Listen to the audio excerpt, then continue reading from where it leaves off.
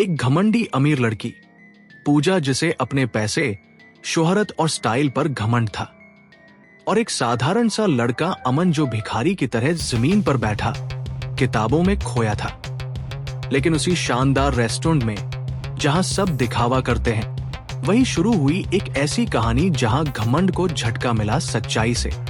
और जब अमन की असली पहचान सामने आई तो जिंदगी की सोच तक बदल गई। ये कहानी है पूजा और अमन की, प्यार, घमंड और असली रुतबे की एक जिंदा मिसाल। दिल्ली के सबसे भव्य और आलीशान रेस्टोरेंट द रॉयल क्राउन में उस शाम हर कोना रोशनी से जगमगा रहा था। ऊंचे पदों वाले लोग महंगे वस्त्रों में लिपटे हुए अपनी ऊंची हैसियत को दिखाने में व्यस्त थे। महंगी गाड़ियों की कतार बाहर लगी थी और अंदर चल रही थी शानो शौकत की एक नकली चमक।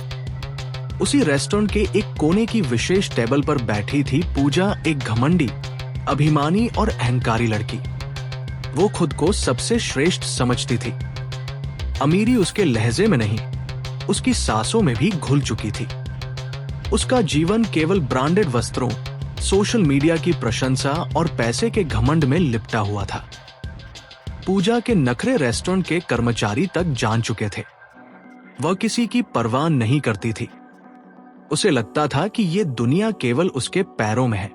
वेटर, उसने ऊंची आवाज में कहा, मेरी कॉफी अगर जरा भी फीकी हुई तो मैं तुम्हें नौकरी से निकलवा दूंगी। तभी एक लड़का धीरे धीरे उसकी टेबल की ओर आया। उसके कपड़े धूल से सने हुए थे, चप्पलें घिस चुकी थी और आंखों में एक अजीब सी गहराई थी। उसके चेहरे पर कोई डर नहीं था, लेकिन घमंड का एक कतरा भी नहीं था। वह था अमन। पूजा ने उसे ऊपर से नीचे तक देखा और भौहें चढ़ाकर बोली, तुम यहाँ क्या कर रहे हो? तुम्हारा तो चेहरा भी नहीं मिल रहा इस रेस्टोरेंट की चमक से। अमन ने बहुत शांति से उसकी ओर देखा और बिना किसी प्रतिक्रिया के कॉफी उसके सामने रख दी। उत्तर क्यों नहीं देते? गूंगे हो? पूजा ने तंज कसते हुए कहा। अमन ने हल्की मुस्कान के साथ कहा, उत्तर वहां दिया जाता है जहां समझ हो। घमंड में डूबे मन को शब्द नहीं, समय उत्तर देता है। पूजा को ये बात चुभ गई। उसे पहली बार किसी ने उसके सामने इतना शांत रहकर जवाब दिया था। वो समझ नहीं पा रही थी कि ये लड़का, जो देखने में भिखारी जैसा है, बोलता ऐसे क्यों है जैसे किसी राजमहल से आया हो। अगले कुछ दिनों तक अमन वहीं दिखाई देता रहा। वो हर बार पूजा की सेवा करता, बिना किसी गलती के, लेकिन हर बार पूजा उसका अपमान करती। तुम जैसे लोगों को यहाँ काम ही नहीं करना चाहिए। तुम्हारी ये सड़क है, ये रेस्टोरेंट नहीं, वह बोली। अमन फिर मुस्कुराया और बोला, आपकी सोच और मेरी सच्चाई के बीच बहुत अंतर है। समय आने दीजिए, सब स्पष्ट हो जाएगा। पूजा ने उस पर हंसते हुए कहा, तुम्हारे जैसे लोग सिर्फ बातों में बड़े होते हैं, असलियत में नहीं। लेकिन अमन हर बार बिना प्रतिक्रिया दिए चला जाता। न उसने कभी पलटकर कुछ कहा, न अपनी स्थिति पर कोई सफाई दी। पूजा के लिए ये एक अजीब अनुभव था।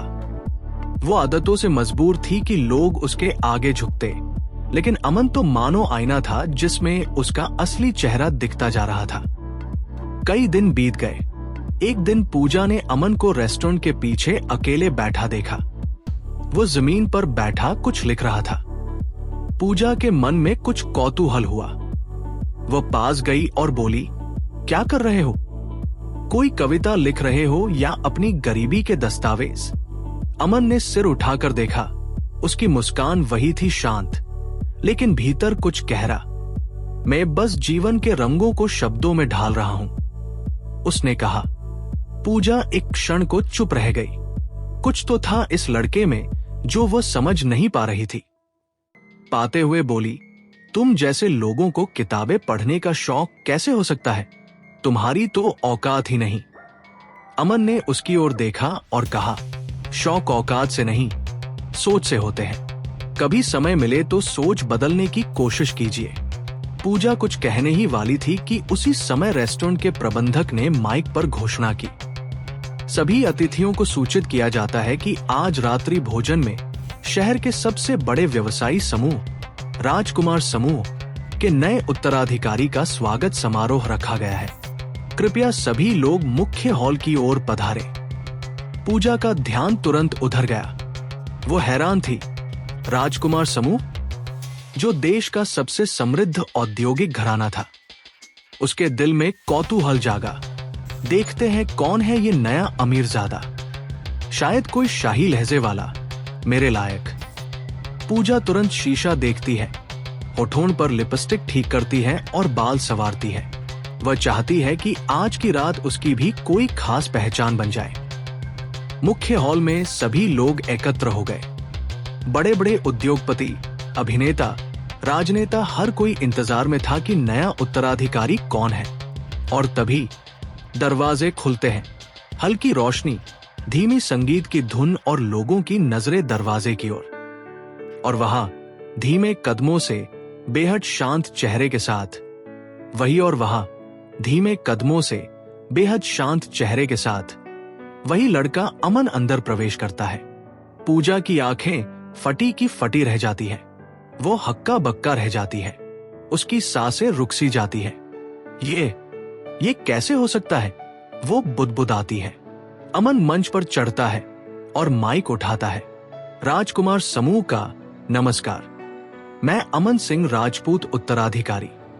पिछले कुछ हफ्तों से मैंने इसी रेस्टोरेंट में सामान्य कर्मचारी की तरह काम किया ताकि मैं ये समझ सकूं कि जमीन से जुड़कर विनम्रता से असली इंसान कौन है और दिखावे में डूबे चेहरे कौन है। पूजा की आंखों में शर्म, पछतावा और असहायता का मिलाजुला तूफान उमड़ रहा था। अमन ने मंच से उसकी ओर देखा, लेकिन उसके चेहरे पर वही शांत मुस्कान थी।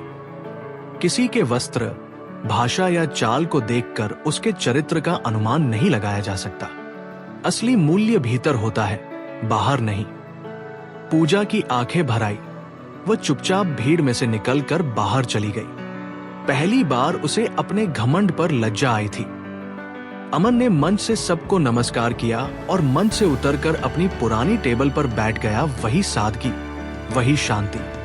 उस रात पूजा ने पहली बार खुद को आईने में देखा, लेकिन चेहरा नहीं, अपनी सोच देखी। तो दोस्तों, ये थी आज की कहानी, असली पहचान। अगर आपको ये कहानी पसंद आई हो तो कमेंट में जरूर बताइए कि इसने आपके दिल को कहाँ छू लिया। जल्द ही मिलते हैं एक और नई, सच्ची और दिल को छू लेने वाली कहानी के साथ। तब तक याद रखिए, असली सुंदरता हमारे विचारों में होती है, दिखावे में नहीं। कभी किसी को छोटा मत समझिए।